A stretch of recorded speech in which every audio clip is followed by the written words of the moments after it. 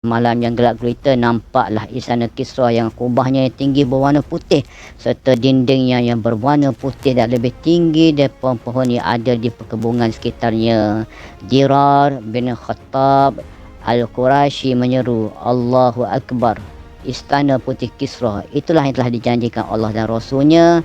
Tempat itu dipenuhi dengan gema takbir 60,000 orang dan terus bertakbir sampai ke pagi. Maknanya apa yang diceritakan oleh Rasulullah SAW tentang istana Kisra itu adalah benar, dan sebab itulah mereka rasa macam kagum dengan apa yang cerita Rasul. Sedangkan mereka tahu Rasul tak pernah melihatnya secara mata, tapi Rasul tahu itulah kehebatan Rasul yang sentiasa diberi hidayah, hinayah dan juga diberikan kekuatan kelebihan yang ada padanya. Sebab itu mereka bertakbir. Yang paling bagus yang kita dengar ialah para sahabat bertakbir sampai pagi.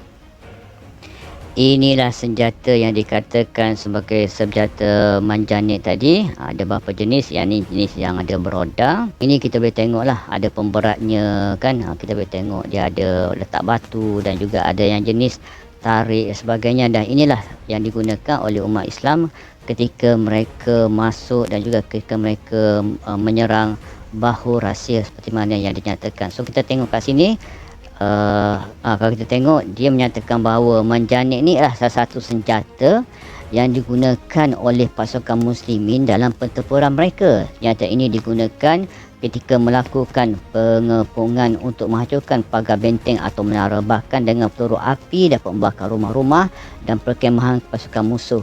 Pembuatan manjanik ni sudah pun dikenali sejak zaman Nabi, mana dah ada dah zaman Nabi.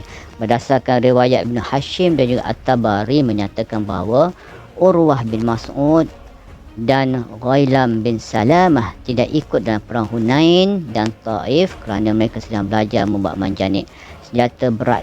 Senjata ini baru digunakan pada masa perang Khalifah Umar Al-Khattab.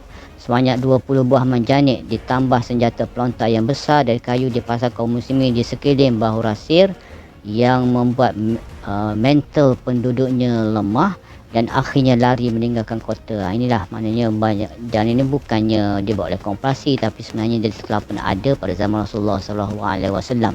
Walaupun inilah dalam kita kadang-kadang dalam kita belajar peperangan di dalam sejarah pun tak ada cerita sangat tentang hal ini, tapi apabila kita pergi cara detail baru kita tahu sebenarnya senjata-senjata berat ini telah pernah ada pada zaman Rasulullah SAW, hanya digunakan ketika zaman Khalifah Umar Al-Khattab.